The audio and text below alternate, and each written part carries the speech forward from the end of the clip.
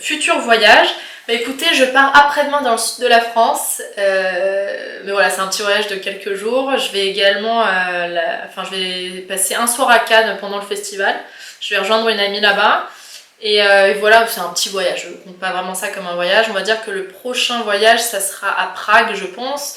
Je vais partir avec Julien, on va voir Quentin qui habite là-bas maintenant. Si vous ne voyez pas qui c'est, Julien et Quentin, j'ai fait un vlog avec eux à Nantes. Donc voilà, je pense qu'on va faire ce petit week-end à trois, voilà, à Prague. Alors, ton entourage est-il réceptif au fait d'utiliser des produits plus respectueux de l'environnement et de leur peau, ou ils ne prennent pas ça au sérieux? Bah écoutez, ça dépend en fait j'ai plusieurs cercles d'amis en fait, j'ai plusieurs groupes d'amis. Et alors autant il y en a qui sont sensibilisés, alors j'ai bien sûr mon cercle d'amis, toutes les blogueuses, youtubeuses, et alors là forcément on est à 100% dans les mêmes valeurs, dans les mêmes utilisations de produits, donc ça fait vraiment plaisir parce qu'on a les mêmes conversations, on consomme la même chose. Après j'ai toute une bande de copines, on s'appelle le groupe Énergie parce qu'on s'est tous rencontrés chez Énergie, donc il y a des anciennes stylistes, des maquilleuses, des coiffeuses, bref. Et ça c'est vrai que je sais qu'elles sont un peu réceptives à mon mode de vie, elles m'ont demandé des conseils, etc. À côté de ça j'ai une autre bande d'amis que j'ai rencontrée en BTS Com, ça le sont un peu moins, enfin j'ai plein de groupes d'amis comme ça, et c'est vrai que tous ne le sont pas du tout, et vous pouvez même être sûr que je suis la risée des soirées en général quand je consomme mes trucs veggie, bio. Ils me parlent H24 et ils me charrient H24 avec l'huile de jojoba et le beurre de karité. Mais moi ça me fait rire, vraiment je prends ça au second degré et ça me fait vraiment rire, faut pas prendre contre vous, etc. Donc il y en a qui sont réceptifs, d'autres pas. Que ça soit au niveau famille, j'essaye, mais même ma mère, c'est... Pourtant, moi je suis à fond dans le bio, dans le naturel, et ma mère n'arrive pas à intégrer certains trucs. C'est-à-dire que vraiment, quand je la vois acheter des produits chez Nivea ou des trucs comme ça, je lui dis mais maman, s'il te plaît, arrête d'acheter ces merdes-là. Et en fait, elle ne... Et ça, je pense que c'est le cas de tous les gens, c'est que ils entendent les informations, ils entendent que c'est pas bon, ils entendent, mais ça n'intègre pas le cerveau ou la réflexion en fait. Mais je ne juge pas du tout parce que j'ai été comme ça pendant 23 ans. Pendant 23 ans, j'ai entendu ouais, ça c'est pas bon pour la santé, et on l'entend, on le sait. Mais ça nous traverse, ça passe d'une oreille, ça rentre dans une oreille, ça repasse par l'autre. Voilà, c'est ouais, ok, c'est pas bon. Et à un moment, on sait pas pourquoi, les gens ont un déclic et d'un coup ils réfléchissent par eux-mêmes et ils disent attends, mais pourquoi c'est pas bon? Et là, ils vont avoir leur propre réflexion et c'est à ce moment-là que les gens vont changer leurs habitudes. Ça sert à rien d'essayer de prêcher, de prêcher quelque chose, d'essayer de convaincre, d'être hyper militant, parce que je vous assure que ça n'incite pas les gens et au contraire, ça peut parfois les rebuter. Donc voilà, moi je fais passer les messages, après si les gens l'entendent tant mieux, sinon bah écoutez, ils s'en rendront compte plus tard et je leur fais confiance pour ça. Alors ensuite la question de Minou Chouette qui dit coucou Héloïse, as-tu une super routine peau et cheveux pour détoxifier des produits chimiques? Je me marie l'année prochaine et j'aimerais une peau au top. Bisous à toi. Donc déjà félicitations pour ton mariage, félicitations, c'est génial. Et alors, as-tu une super routine peau et cheveux? Alors, je ne sais pas si tu as vu ma vidéo sur le layering, je l'ai faite il y a peut-être 1 an et demi cette vidéo. Et ça c'est une super routine pour te démaquiller, pour prendre soin de ta peau, que ce soit et le matin et le soir. Donc je te conseille d'aller la voir pour en savoir un peu plus. Niveau cheveux, je sais que vous attendez cette vidéo avec tellement d'impatience, la routine cheveux, et je vais la faire, je vous promets. C'est juste une vidéo qui prend du temps à tourner en fait, parce que je vais essayer de faire ça bien, je vais essayer de faire ça bien.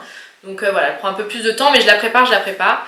Et voilà, qu'est-ce que je peux dire pour détoxifier? Enlève toutes les marques conventionnelles, on va dire. Tourne-toi vers le bio et encore mieux vers les produits bruts. Donc l'huile végétale pour te démaquiller, du savon d'Alep ou de Marseille, etc. pour te nettoyer la peau. Des savons sur gras si tu as une peau sensible, l'aloe vera, les beurres végétaux, que ce soit pour le corps, pour les bains d'huile, pour les cheveux. Pour les shampoings, passe vraiment aux shampoings sans silicone, sans SLS et tout. Ça j'en ai parlé plein de fois. Y a plein de marques qui en proposent, que ce soit en magasin bio ou sur internet. Moi j'adore les Valoflurins. Donc voilà, essaie d'enlever tout ça. Et tu verras que ta peau ira très bien, que tes cheveux aussi. Et pour détoxifier aussi, il ne faut pas oublier que l'alimentation, pour moi, a 90% d'importance là-dedans.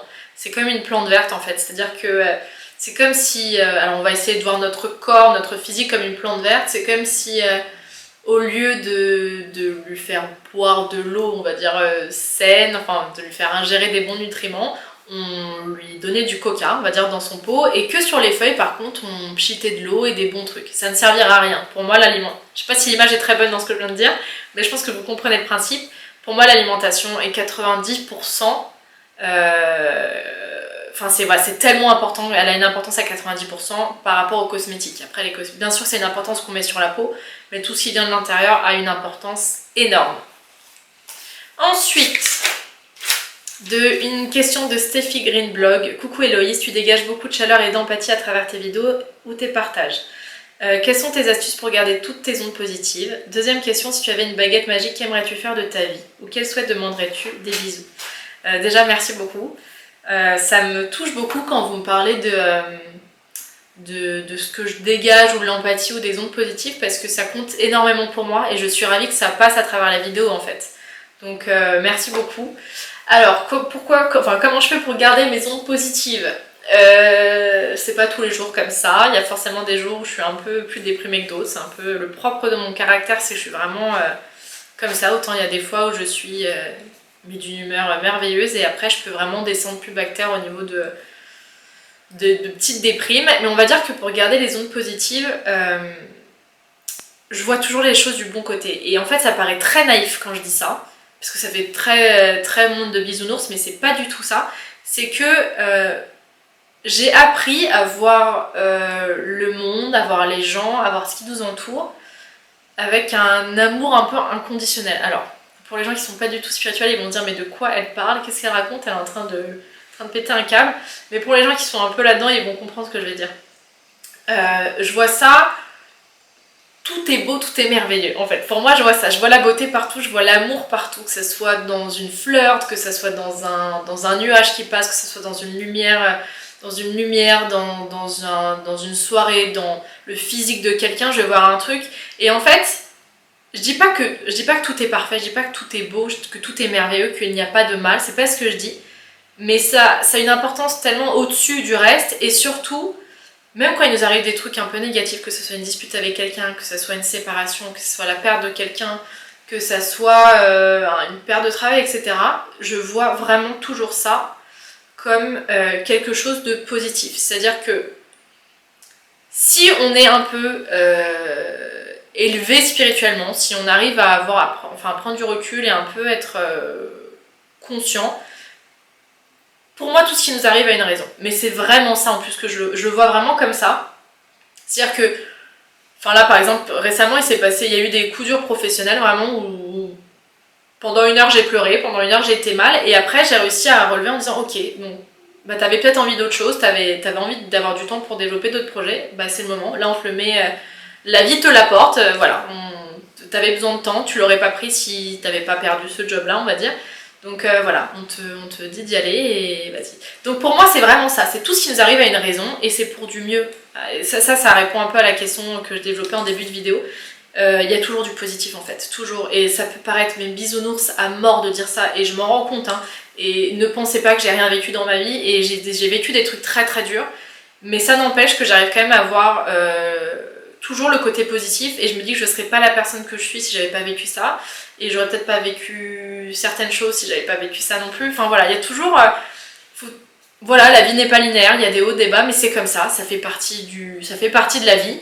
Et voilà, le fait de voir les choses comme ça, je pense que les gens qui ont ce recul par rapport à la vie, qui ont cet amour de la vie en fait, en général, dégagent quelque chose de très particulier. Donc c'est peut-être ça que vous ressentez dans mes vidéos et j'en suis ravie si vous le ressentez. Mais voilà, je ne sais pas trop comment l'expliquer. Quelles sont tes astuces pour garder... Donc ça c'est ce que je viens de répondre. Deuxième question, si tu avais une baguette magique, qu'aimerais-tu faire de ta vie? Quel souhait demanderais-tu? Je suis en train pas mal en ce moment de réfléchir sur ma vie future, que ce soit professionnelle, personnelle, enfin tout, je suis en train de réfléchir à tout ça. Et voilà, là je vais vous dire un peu ce qui pourrait m'arriver dans l'idéal. Donc on va faire la visualisation et on va dire que ça va fonctionner comme ça.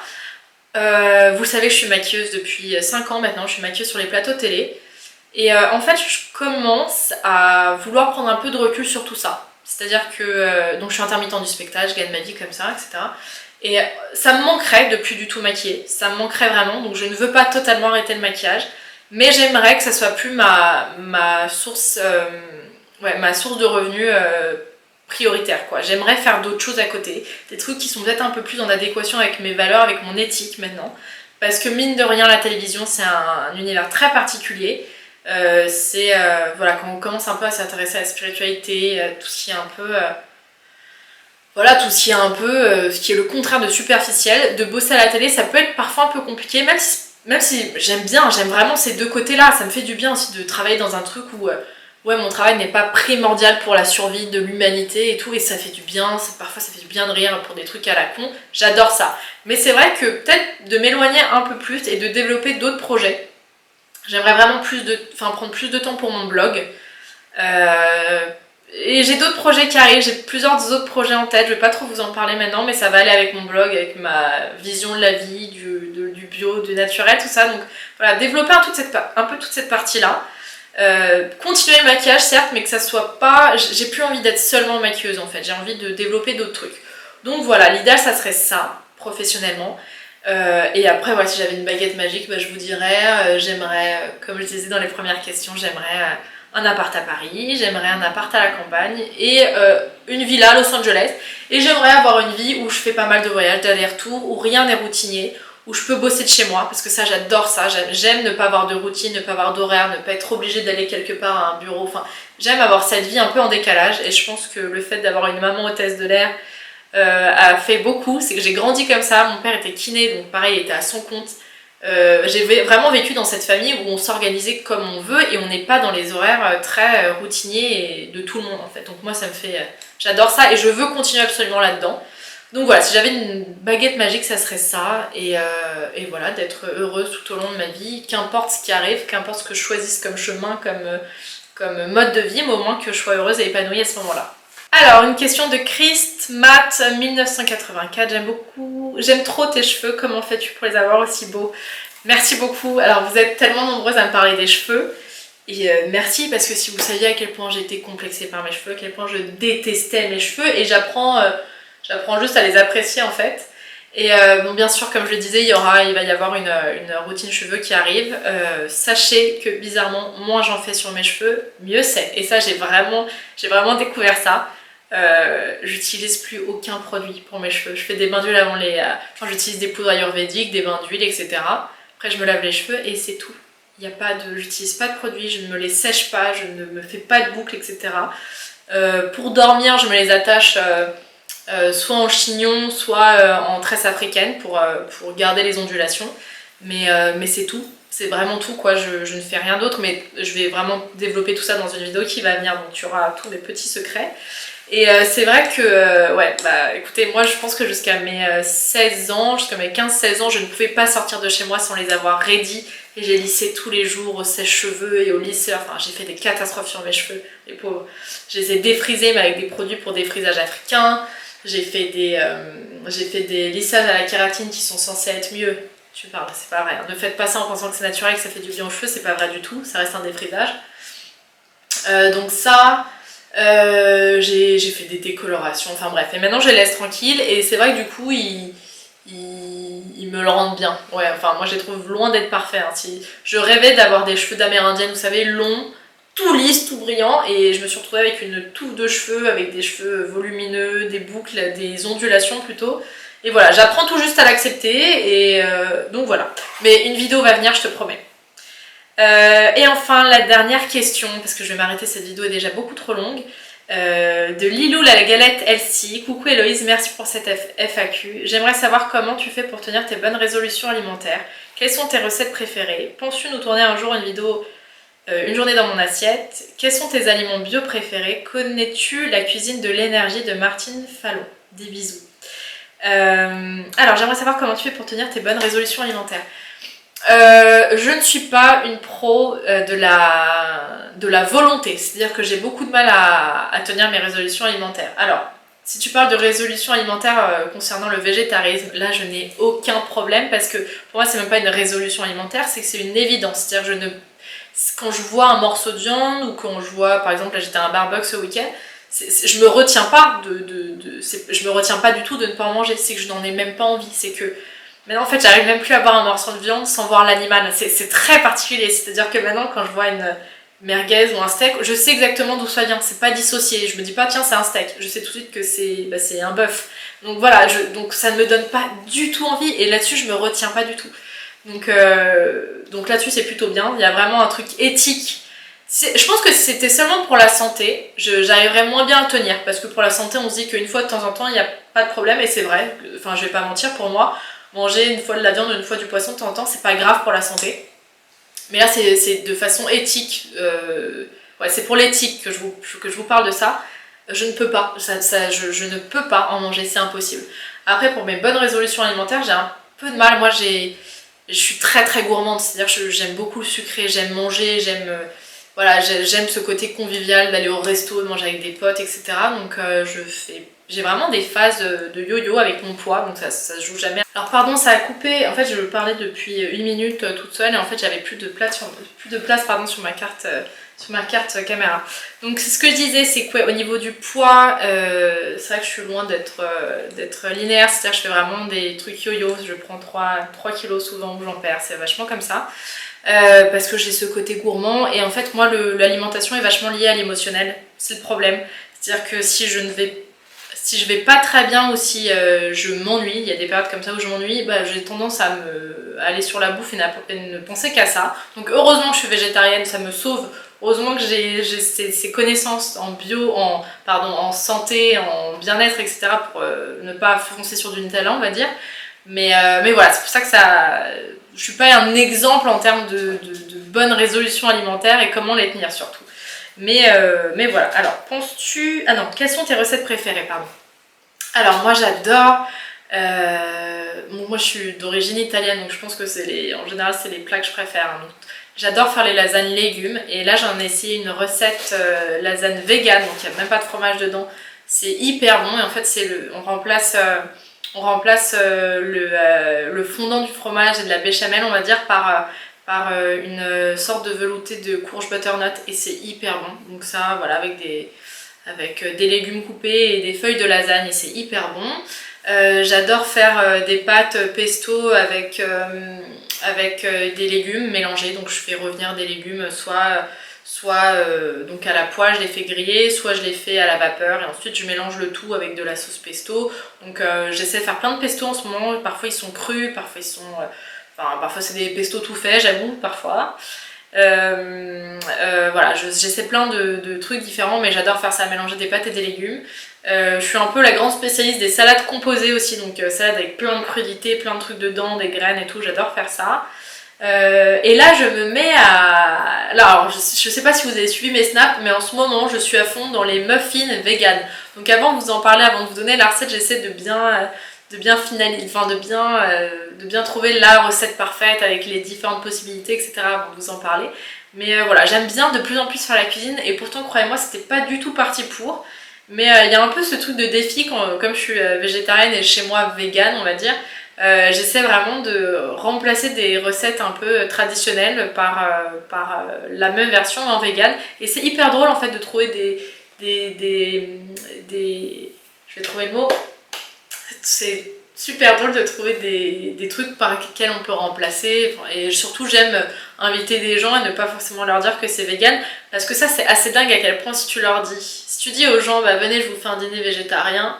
Ils arrivent avec un a priori en disant oh là là ça y est on va avoir faim, on va rien manger, etc. Mais ne dites rien et ils vont même pas le remarquer. C'est-à-dire que en fait des lasagnes aux légumes ça passe tout seul et ils vont même pas remarquer qu'en fait il n'y a pas de viande et qu'ils n'ont pas mangé de viande. Ça les gens ne... C'est assez dingue ces a priori qu'il y a sur le fait que manger végétarien bah, ça va être moins bon. Voilà, c'est trop bon pour la santé, ça veut dire que c'est ennuyeux. C'est assez dingue hein, ces a priori. Mais bon je peux comprendre parce que voilà on a tous été comme ça à un moment. Et donc ça, et aussi une recette qui est hyper facile à faire, c'est faire revenir des légumes. Après moi j'adore faire un guacamole maison, du houmous, et vous mettez ça dans une tortilla et vous faites voilà, c'est un plat mexicain quoi, mais au lieu qu'il y ait du poulet et des légumes dans une tortilla, bah, vous mettez que des légumes et c'est quand même hyper bon. Penses-tu nous tourner un jour penses-tu nous tourner un jour une vidéo, une journée dans mon assiette? Ouais, tout à fait, je vais le faire, je vous l'ai promis, et en plus ça va être un truc qui va être assez drôle à faire, que j'ai hâte de faire, mais c'est juste que ces dernières semaines j'ai énormément bossé en télé Et quand je bosse en télé, autant vous dire, je n'ai pas du tout le temps de... j'ai le temps de faire la cuisine, mais j'ai pas le temps de vous filmer, de faire des jolis plans, de... Voilà, donc j'ai envie de vous faire des bonnes vidéos et pas des trucs à l'arrache. Donc en général, je vous montre sur Snap un peu ce que je mange en direct et je vous explique. Donc pour celles que ça intéresse, vous pouvez me suivre. Mais c'est vrai que bien sûr, je vais vous faire des vidéos à ce sujet-là. Quels sont tes aliments bio préférés? Alors là, trop compliqué, je pourrais pas répondre à ça. Tous les fruits et légumes, moi de toute façon tous les fruits et les légumes je les achète bio. Je sais pas, ça je saurais pas trop quoi te répondre. Connais-tu la cuisine de l'énergie de Martine Fallon? Et non, je ne connais pas. Je veux bien que tu me dises par commentaire ce que c'est exactement, en quoi ça consiste, et voilà, je serais intéressée pour en savoir un peu plus. Donc voilà, je vais m'arrêter là. Donc je pense que ça va être des vidéos FAQ en trois vidéos différentes, sinon ça va être beaucoup trop long. Donc voilà, j'espère que cette vidéo vous a plu. Je tournerai dans quelques jours la suite. Et voilà, merci d'avoir posé des questions, merci d'être là, me suivre, merci mille fois. Bye bye.